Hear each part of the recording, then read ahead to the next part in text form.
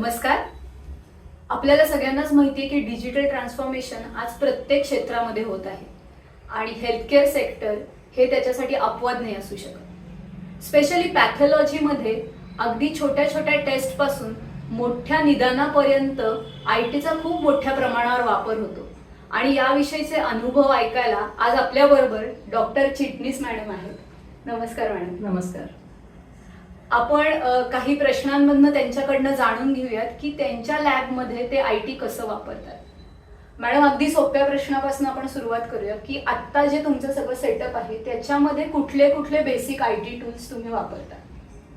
आत्ताच्या सेटअपमध्ये म्हटलं तर जवळजवळ गेल्या 15 ते 20 वर्षापासून, म्हणजे सुरुवातीची एक 5-6 वर्ष सोडली तर मुख्यतः मशिनरीमधलं जे सॉफ्टवेअर आहे, म्हणजे मग त्याच्यासाठी मला सेल काउंटर असू दे किंवा बायोकेमिस्ट्री अनालायझर असू दे, हार्मोनचे अनालायझर असू दे, इलेक्ट्रोलाइट अनालायझर असू दे किंवा कोॲग्युलेशन प्रोफाईल असू दे, या सगळ्याची जी मशिनरी आहे ती बेसिकली IT बेस्डच आहे. आणि त्याचबरोबर रिपोर्टिंग सॉफ्टवेअर जे आहे माझ्याकडे ते सुद्धा IT बेस्डच आहे. त्यामुळं 15 ते 20 वर्ष तरी मी नक्कीच या ITचा वापर माझ्या लॅबमध्ये करते. तुमचा जवळपास 27 वर्षांचा एक्सपिरियन्स आहे, तर तुमचं करिअर जेव्हा सुरू झालं तेव्हाचं पॅथॉलॉजी आणि आत्ताचं पॅथॉलॉजी याच्यामध्ये तुम्हाला काय बदल जाणवले? 27 वर्षाच्या करिअरमध्ये खूप बदल घडले, म्हणजे ट्रिमेंडस हा शब्द वापरावा एवढे बदल घडले. कारण आम्ही जेव्हा सुरुवात केली तेव्हा बेसिकली फक्त एक मायक्रोस्कोप आणि बेसिक इन्स्ट्रुमेंट, सेंट्रीफ्यूज आणि कलरिमीटर, की ज्याच्यावरती आम्ही बायोकेमिस्ट्रीचं रिझल्ट घ्यायचो, हे बेसिक फक्त इन्स्ट्रुमेंट्स होते आणि तेच आम्ही वापरत होतो. आणि तेव्हा पिपेटिंग पासून सगळ्या गोष्टी ह्या मॅन्युअल होत होत्या. पण ओव्हर द पिरियड नंतर एक 3-4 वर्षामध्ये ऑटोमेटेड सेल काउंटर्स आले.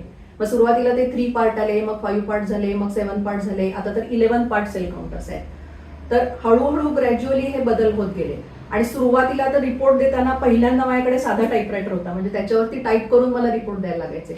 मग मी इलेक्ट्रॉनिक टाईपरायटर घेतला, त्याच्यावरती रिपोर्ट थोडे स्पीडनी जायला लागले. आणि जसं सॉफ्टवेअर घेतलं आणि कम्प्युटर आले तर तो स्पीड एकदमच फास्ट झाला. म्हणजे माझं टेस्ट झाल्यानंतर, फीड झाल्यानंतर 2 मिनिटात मला पेशंटला रिपोर्ट देता यायला लागले. हा बेसिक फरक झाला. आणि बायोकेमिस्ट्रीमध्ये खूप फरक झाला या सगळ्या ITमुळे. एक तर काय व्हायला लागलं, एरर जी आहे, सॅम्पलिंग एरर, ती कमी व्हायला लागली, कारण ऑटोमेटेड सगळं होतं. आणि त्याचबरोबर बेसिक कॉस्ट पण कमी झाली आणि स्पीड वाढला. आणि त्याच्यामुळे एस्पेशली जेव्हा इमर्जन्सी तुम्हाला काही गोष्टी पेशंटला द्यायच्या असतात, ऍडमिट पेशंट असेल किंवा आता रिसेंटली डेंग्यूची साथ चालू आहे, तर तुम्हाला प्लेटलेट काउंट द्यायचं असेल, तर त्यामध्ये ह्या स्पीडचा पेशंटला खूप उपयोग व्हायला लागला, की तुम्ही लगेच रिपोर्ट पेशंटला देऊ शकत होता. तर हे फायदे झाले आणि हे हळूहळू आता असं बदलत गेलंय. आणि आता तर जवळजवळ रिपोर्टच जनरेट व्हायला लागलाय, इथपर्यंत IT पोहोचलंय. राईट. आता तुम्ही बदल सांगताना सांगितलं की ह्याच्यामधनं खूप वेगवेगळे ऍडव्हान्टेजेस तुम्हाला मिळाले, पण आपण असं बघतो की तरी सुद्धा हेल्थकेअर सेक्टरमध्ये ITचं अडॉप्शन खूप कमी आहे. तर म्हणजे लोकांची अशी भूमिका असते की कुणाला तरी करू दे, मग त्या व्यक्तीला सक्सेसफुल होऊ दे, त्याचे चांगले रिझल्ट दिसू देत आणि मग मी घेतो. तर या सगळ्याविषयी तुम्हाला एक डॉक्टर म्हणून काय वाटतं? बेसिकली 2 गोष्टी आहेत त्याच्यामध्ये. एक तर कॉस्ट, म्हणजे अगदी स्पष्ट शब्दात सांगायचं झालं तर मी जेव्हा लॅब केली तेव्हा माझा सगळा सेटअप हा 90,000 ते 1 लाख मध्ये बसला. पण आता जर मला लॅब नव्याने सेटअप करायची झाली, आता मी ओव्हर द पिरियड चेंज होत गेले, त्यामुळे मला तेवढं कॉस्टली गेलं नाही. तर आता नव्यानं जर मला हे सगळं घ्यायचं झालं तर त्या लॅबची, म्हणजे त्या सगळ्या गोष्टींची, जे IT बेस्ड गोष्टी आहेत त्या सगळ्याची किंमत जर पकडली तर जवळजवळ 25 लाखापर्यंत जाते. तर मग त्याच्यामुळं काही गोष्टी मॅन्युअल आणि काही गोष्टी IT बेस्ड असं करण्याकडे लोकांचा कल वाढला. दुसरं कसं आहे की जे थोडे ओल्ड स्कूल क्लिनिशियन्स आहेत किंवा पॅथॉलॉजिस्ट आहेत, त्यांना अजून त्याच्यावरती विश्वास बसायला वेळ लागतोय थोडासा, की बरोबर डायग्नोसिस होईल का, किंवा पेशंटला योग्य ट्रीटमेंट मिळेल का, किंवा ज्या व्हॅल्यूज येतील त्या आणि पेशंटचे हिस्ट्री ह्याच्यामध्ये कुठेतरी कोरिलेशन होईल का, ही दुसरी गोष्ट झाली. आणि तिसरी गोष्ट काय आहे की ह्या ज्या, म्हणजे एस्पेशली पॅथॉलॉजीमध्ये ह्या सगळ्या ज्या गोष्टी आहेत या ह्युमन डिपेंडंट आहेत. म्हणजे मी सगळ्या गोष्टी नाही करणार, माझा टेक्निशियन करणार. आणि टेक्निशियन साठी ते सॉफ्टवेअर युजर फ्रेंडली नसेल किंवा टेक्निशियनला ते जर व्यवस्थित कळलं नसेल तर मग रिपोर्टिंग मध्ये प्रॉब्लेम यायला सुरुवात होते. तर त्याच्यासाठी सुरुवातीला थोडी हिचकिचाहट म्हणतात तशी होती, पण मला वाटतं ग्रॅज्युअली हळूहळू आता लोकांना कळायला लागलंय, निदान रिपोर्टिंगसाठी तरी लोक सॉफ्टवेअर वापरायला लागले.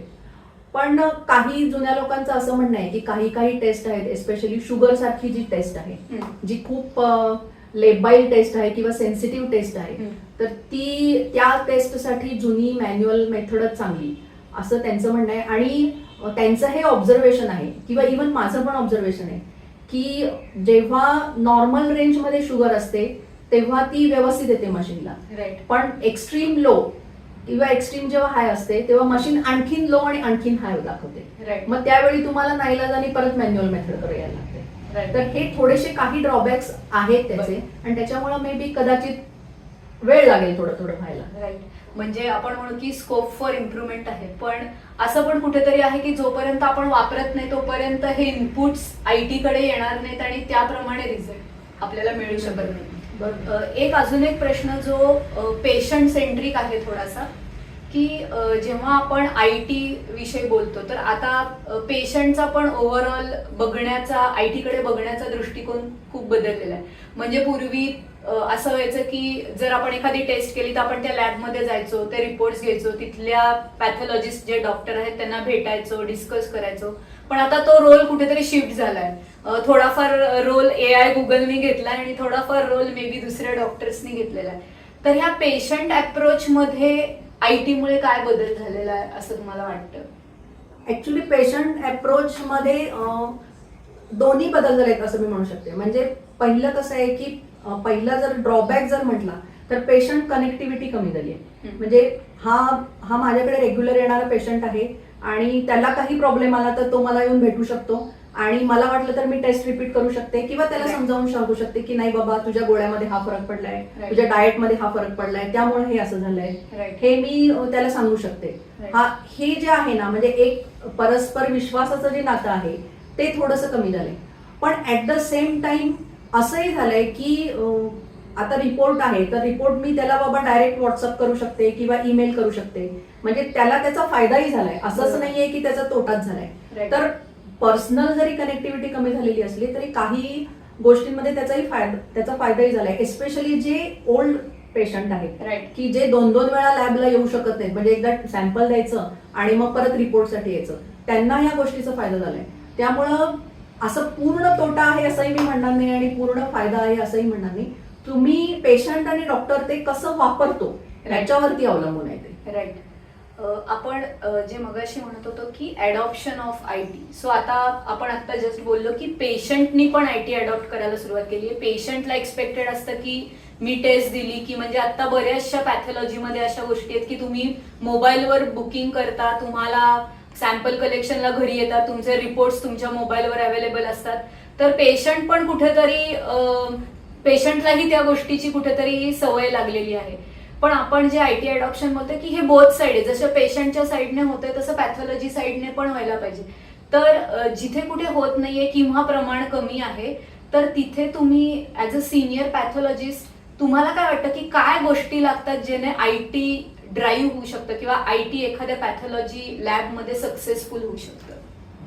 IT पॅथॉलॉजी लॅबमध्ये सक्सेसफुल होण्यासाठी 2 महत्वाच्या गोष्टी आहेत. म्हणजे त्याचं महत्व काय आहे हे पॅथॉलॉजिस्टला कळायला पाहिजे.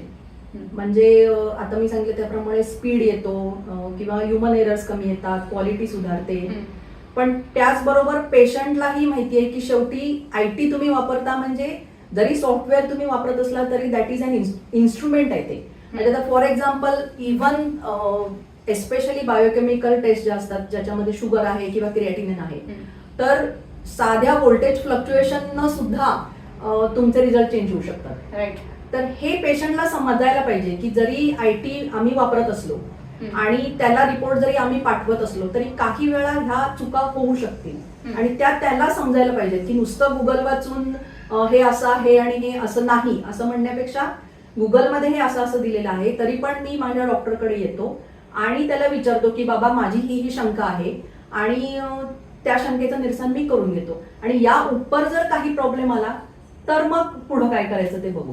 तर हे दोन्ही आहे. म्हणजे मला असं वाटतं की डॉक्टरनी पण पूर्णतः नाही मी ओल्डच करणार असं म्हणण्यापेक्षा पेशंटला बाबा की सॅम्पल त्याच्याकडनं आपण कलेक्ट करणं सोपं आहे किंवा त्याला रिपोर्ट पाठवणं सोपं आहे तर ते करावं, पण ऍट द सेम टाइम पेशंटचं पण एज्युकेशन गरजेचं आहे. Right. की तुम्हाला जो रिपोर्ट आला आहे, शेवटी मग आम्ही कसं म्हणतो माहितीये काय की report is given according to the sample received.